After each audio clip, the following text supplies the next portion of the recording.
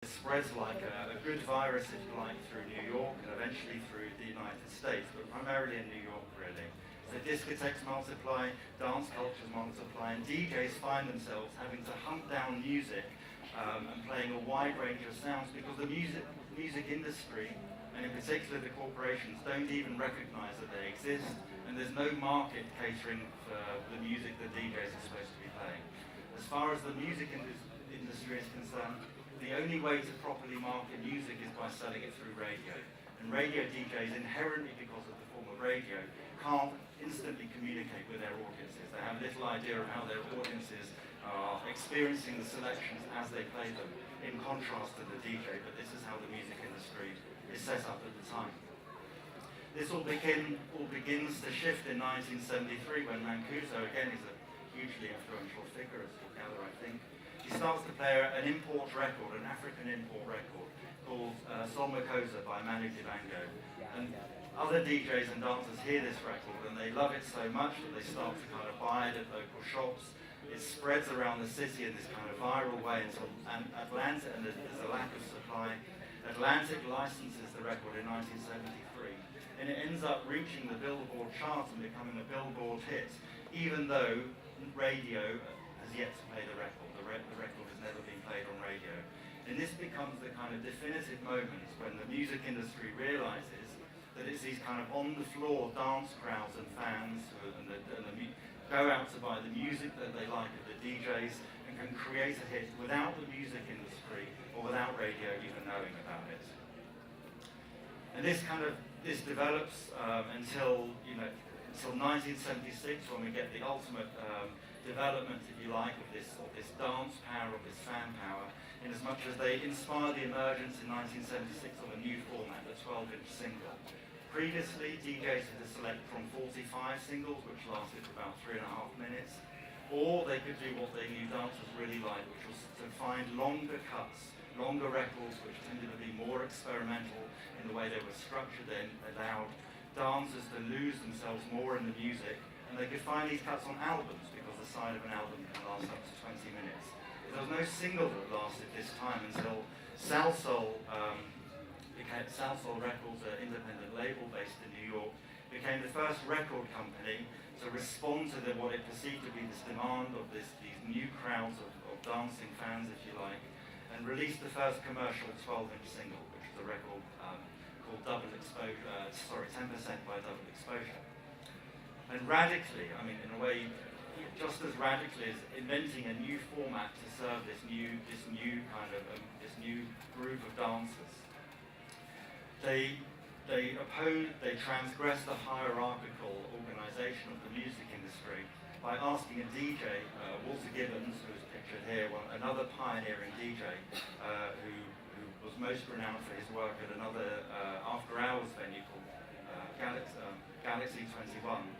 They asked Walter Gibbons to be the person who remixes this record, which in its original recording lasts for 3.5 minutes, to turn it into a 7-minute dance floor record. And they asked Walter Gibbons rather than a producer to do this because of the DJ's hyper-developed dance floor sensibility. Even though the DJ is a kind of underling, a nobody, a kind of ragamuffin kind of figure within the music industry, there's no recognition of them whatsoever at this point. The DJ is preferred by Salsoul over an experienced, kind of knowledgeable, technical producer to do the remix because they understand. They have antennae that register what parts of the record will work best to extend on the dance floor.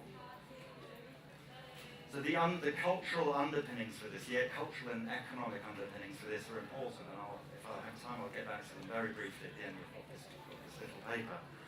So this movement is enabled, it becomes possible primarily because New York, why New York rather than any other city? It's partly because of the demographic mix, which I've already talked about.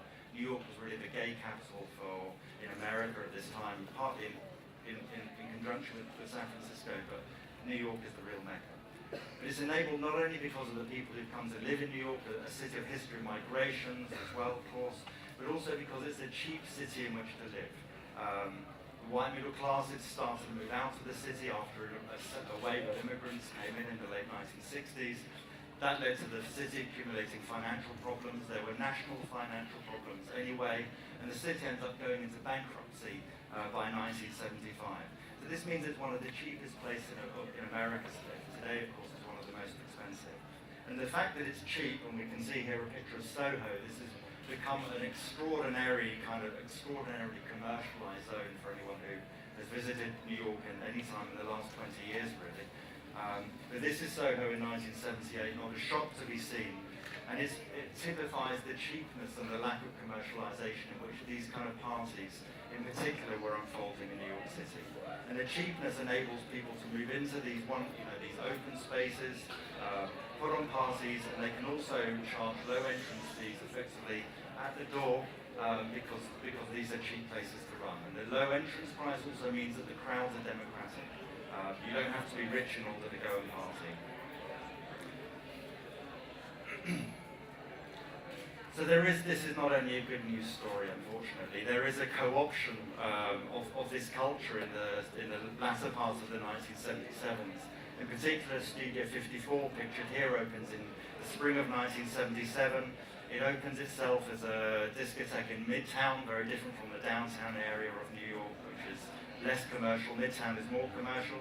They try and get the celebrities to come in order to generate massive tabloid interest, which will in turn result in huge queues forming outside of the door. And the owner, Steve Revell, takes as much pleasure as turning people away as letting them in.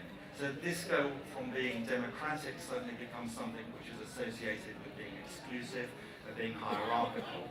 And a little later in the year, this film is released called Saturday Night Fever, which is in some respects a kind of interesting film about working class Italian culture in the suburbs of Brooklyn. But also that film reintroduces the principle of couples dancing. In the images of the film that focus on dancing, it's all about the hustle. There's almost nothing to do with the DJ whatsoever. The idea that this is a culture generated between dancers and DJs dissipates. And it also becomes a straight heterosexual film as well. The gay culture that has been so important to this culture emerging in the first place isn't represented in that film. So the music majors jump on this culture when it becomes this kind of mass kind of movement, if you like, through Studio 54 and Saturday Night Fever. And they suddenly start to switch the focus of marketing the music from the DJs, which had worked so well, to radio, because that's the way they perceive that you can reach the mass market. And they also start to release anything that has a disco beat, in the belief that that will sell like the Saturday Night Fever soundtrack. And they start to massively produce this music at the precise moment when the American economy starts to go towards recession. This is also the evil Reaganism, the radical shift to the right in the United States. The same happens in Britain with the election of Margaret Thatcher.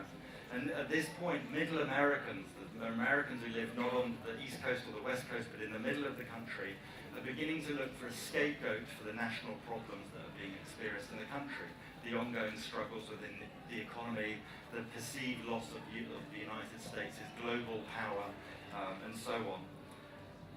And it's at this point that disco's core constituency of queers, of blacks, and of women becomes an easy target for the emerging American white and working class people who are disillusioned with the Democratic Party and their lot. And there's this culmination of this kind of anti-disco campaign, just as it was easy to blame the counterculture for America's problems. Now the blame is of disco, effectively.